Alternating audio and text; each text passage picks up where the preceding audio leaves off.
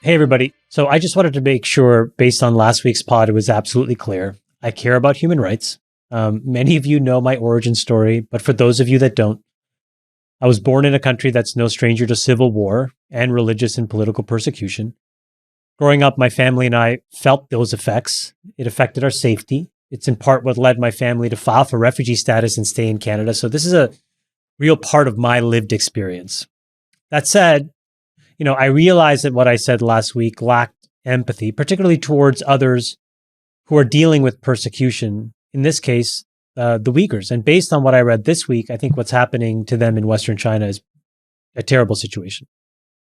I also want to talk about this idea about nobody caring. Look, if we take a step back and replace Uyghur with other really important issues, like the conflict in Yemen, the potential war in the Ukraine, gun control, school shootings, healthcare equity, we're faced with horrible events every day. However, the unfortunate state of the world today is that we've also normalized this routine of being confronted with something tragic or horrible or unjust and being allowed to react with thoughts and prayers. And this was the real intent of what I was trying to get across.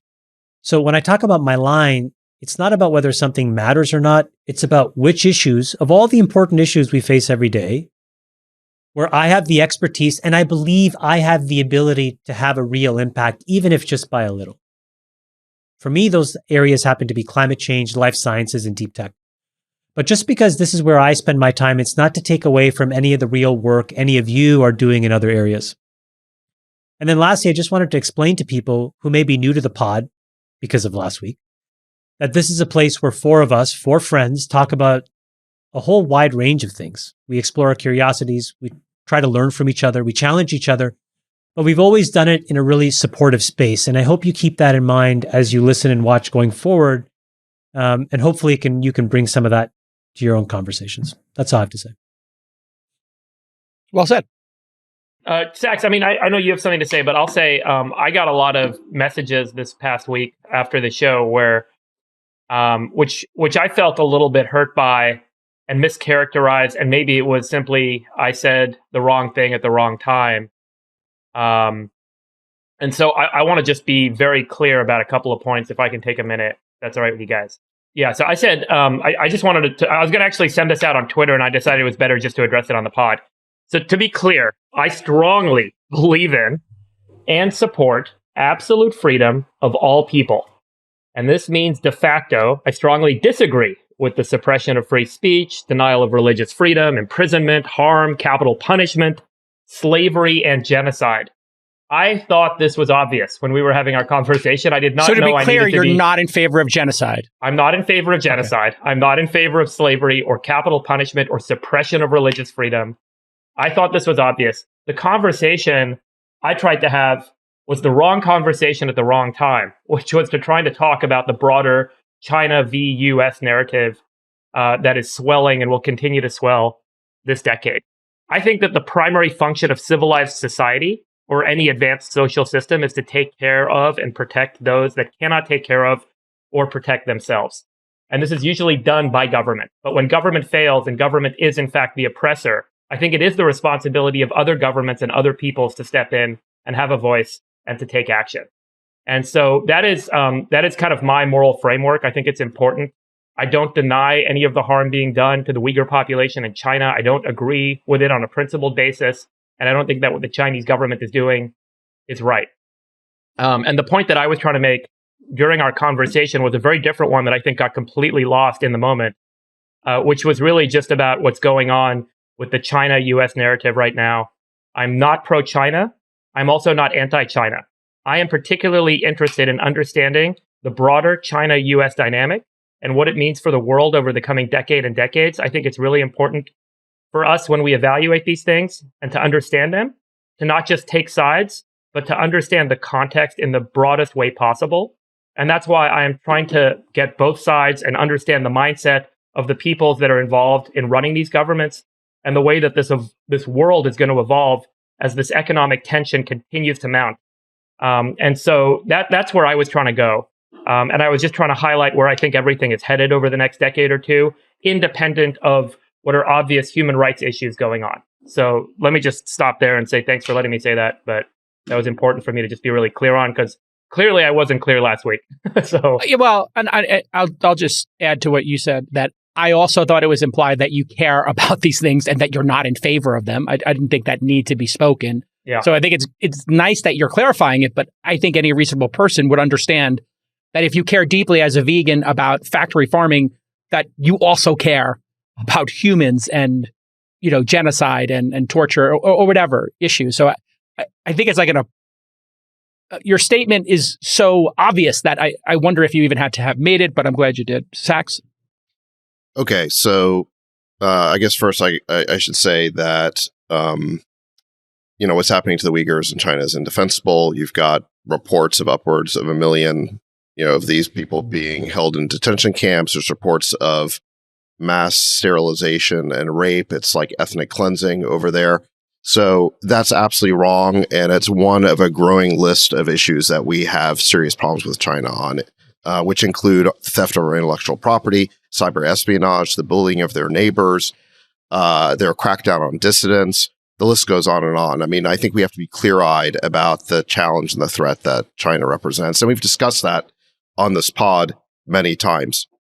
That being said, what I think we saw this week was really about cancel culture, right? You had, in response to last week's pod, you have this online mob form, and they want to take what Chamath said and interpret it in the worst possible light so they can turn the outrage meter up to 11. And everyone gets to basically go on Twitter and virtue signal and say what great people they are because Chamath is a bad person.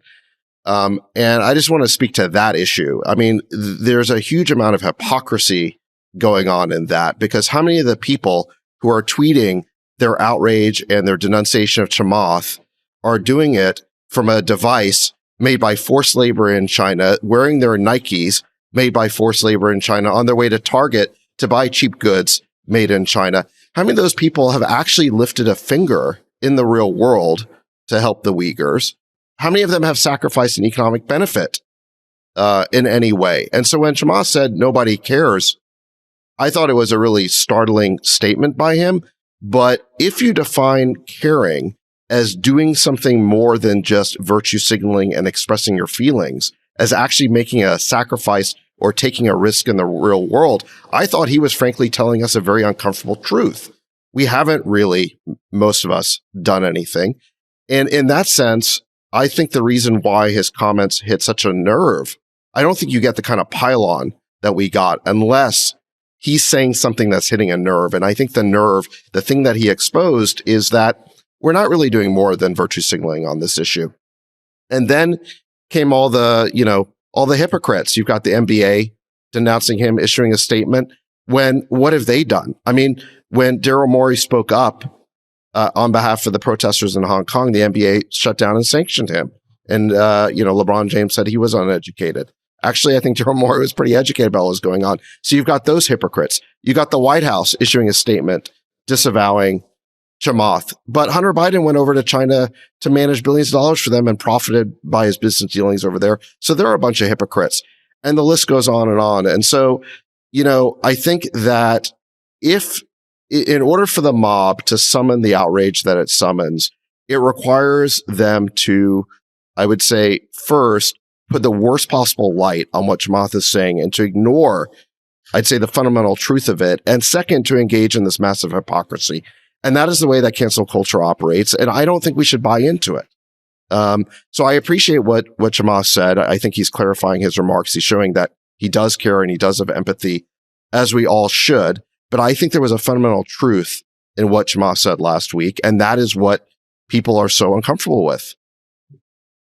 Okay, well said. I have feelings. And most of all, I'm thankful we had the discussion.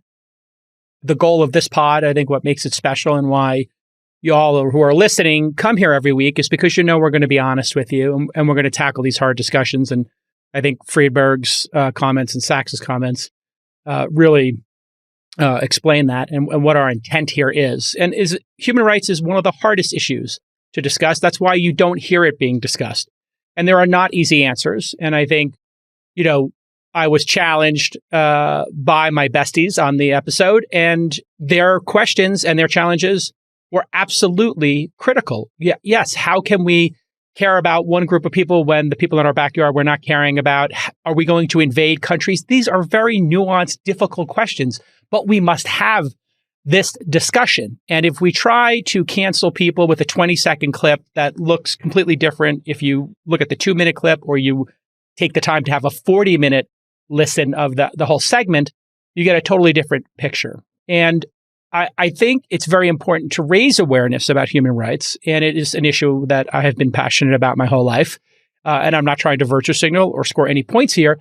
But I know firsthand that raising awareness and having the discussions reduces the violations, because dictators, despots, and people doing this kind of stuff do not want the heat of what happened this past week. And what happened this past week is that more awareness was raised about the Uyghurs and the situation that they're going through, I think, than, as somebody who's monitored the situation, than I've seen in the last couple of years. Perhaps this was a tipping point, and that is something good that can come out of that discussion. Now, on a personal basis, I have had some feelings of guilt because it was very hard for me to watch what happened to Chamath this week and to watch people dunking on him. And then, let's face it, I brought the topic up and I dug in with my feelings, and it got a little heated. And I'm suddenly being portrayed as, a hero in this discussion. That's not the intent. And there's no hero or villain in this. There is a hard discussion in this. And I am extremely proud of my friendship with each of you, especially you, Chamath. I am extremely proud of your candidness and tackling these issues and making people think about them. And, I'm just so proud to be friends with each of you. And I'm so proud of the work we do here every week. And I think it's important work. And I feel like I get smarter every week. And I hope the audience does too. And I hope we can keep having these discussions. Can we not make fun of each other? Yeah, now let's make fun of each other. I mean, I don't know if we're allowed to laugh. This is like so serious and heavy, but... So what you're saying is thank you, Chamath. Now that's going to be good for 20 seconds. I'm going to get canceled. Jason of Arc. Jason Calacanis. Jason of Arc. But Sacks' point about, look, we've talked about cancel culture a lot on this show, and we've always been, I think, generally able to be third-party observers to what's happened. And it was really interesting to go through the cycle this week where, there was just kind of an echoing narrative on one thing that was said with one direction. There were a few pieces, though, Chamath, right? Wasn't there a piece from The Atlantic and some other pieces that kind of highlighted that things that you said were things that a lot of people won't say? And that's what was really so shocking for so many people. What's the Peter Thiel comment on all of this stuff? Yeah, he said if no one's saying it, it's probably true. Or if you're not allowed to say it, it's probably true. Yeah, if you're not allowed to say it. Yeah. But it was. Well, you really... would think based on the mob that formed, and it's already kind of blown over, and that's the way this kind of cancel culture starts. But for that sort of that white hot, really intense day or two, you would think that like Chamath had practiced genocide himself. Because everybody comes out, and the way that they make themselves feel better is by virtue signaling on this issue. And again, I would just say that I think we should be thinking about what do we do? How do we actually make a difference? Because I don't think just virtue signaling on the issue is going to do it. At the same time that this mob was forming against Chamath, we had a 2-hour Biden press conference in which Biden never mentioned the Uyghurs once. The press corps never mentioned the Uyghurs once. So does that mean the Uyghurs are below their line? Why wasn't it mentioned? Shouldn't we be ganging up on Biden? Why is the press ganging up on Chamath when they're not ganging up on Biden for that? So there is a fair amount of hypocrisy here. I actually think, Jason, I think you make an excellent point that by discussing these issues and raising these issues, it creates a little bit of a check on the people perpetrating these atrocities because they don't like to be exposed that way. And, maybe we should be boycotting the Beijing Olympics. Maybe that should be on the table. Maybe we should be boycotting the NBA. Let's have that conversation. Yeah. Or maybe everybody who goes there, I wouldn't want to see the athletes miss the Olympics, but maybe they could each just raise their hand and do a U or some sort of a signal to show they support the situation or they're aware of it with the Uyghurs. There could be some, modest protest or statement they could make without ruining, their lives' work. I always hate when the Olympics get canceled for some political reason, because I think those people work so hard for it. But raising awareness, is a noble goal in all of this. And then also doing things is a noble goal. Yeah, I mean, it was very weird to watch the mob form and then dissipate, and just who was, taking the time to actually listen to the full episodes. It was clear from that Atlantic article and some of the nuanced takes that they listened to the full discussion, because there are bullet points here. Like there was somebody asked me a very challenging question. I think it might have been you, Friedberg. Like, are we going to start invading countries over human rights? And then there's more suffering and death and pain from the wars. And when do you decide, as the democracies of the world, to invade the dictatorships of the world to promote human rights? Like, this is a very difficult issue that the world has had to deal with, sadly, before. And there is no easy answer there. Right. Well, you're right. And this is a point that I also tried to make on the last episode, like Friedberg did, which is I think it's actually great to have these ideals, and we should have moral clarity about what's happening. And I think what's happening is wrong. It's outrageous. It's an atrocity. But the question is what we do about it. And the reality is, even though it's important to speak out about human rights, these types of fulminations about human rights, when they become this sort of, when we get into this like frenzy, it's been the prelude and pretext for every misguided foreign intervention that we've had over the last 20 years. And the Iraq War, I mean, Saddam Hussein was suddenly Hitler. The goals of nation building Afghanistan for 20 years, our invasion of Libya. Yes. We got rid of Gaddafi and we replaced it with chaos. For years, we were talking about how evil the Taliban and their social system was, and then we just handed Afghanistan back to them a few weeks ago. Exactly. So, and so these types of, when you whip people up over human rights, I mean, I agree with the sentiment and I agree with the moral clarity, but I also can't help but recognize that neocons and the military industrial complex and the Washington blob have used this type of rhetoric for decades to corral us and stampede us into wars and foreign interventions that don't make any sense. And we all recognize after the whole project has gone wrong, like Afghanistan, we become suddenly more realistic about the whole thing. And suddenly, we're not talking about, the sort of the moral atrocities of the Taliban anymore. But the discipline is they're still there. They're still there. The discipline, though, is to be able to check ourselves before we get into these interventions. And I don't think we do a good job of that when we're whipping ourselves up into these mobs and we're in a frenzy. And the raising awareness is something that has been lacking. Certain organizations, and I think it's very important that we don't take organizations that have engaged with a country, let's say China or Saudi Arabia. They may have engaged in good faith with the goal of, engagement is a positive for humanity in the world. Okay, if we engage with China and we are codependent on each other, that will lead to a better arc for human rights and for humanity, and less wars because our economies are entangled and we do business together. Okay, this is a fine premise. What the dictators and despots want you to do is to fight each other and not look at the human rights atrocities. So it's easier for us to say, oh, the NBA, oh, Apple, oh, pick the company or corporate interest or organization that has engaged. But by raising awareness consistently, it gives other people the ability to talk about this. Some organizations weren't willing to even talk about this or say the name Uyghurs. And if we keep talking about the Uyghurs, the chances that situation improves, I think there is a chance it does improve. But I do think this notion that the four of us can get together on a podcast and not get canceled, because, we don't collect money from advertisers, and we started having these conversations amongst friends and we just put it on the internet.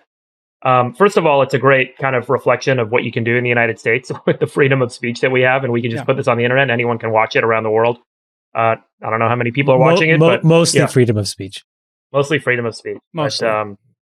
But I do think that it's pretty valuable, and I do think that that's an important point for us is as much as Chamath got completely destroyed this week. I gotta say, other than COVID, I'm feeling pretty good. You feel better. You're pretty bummed for a day or two.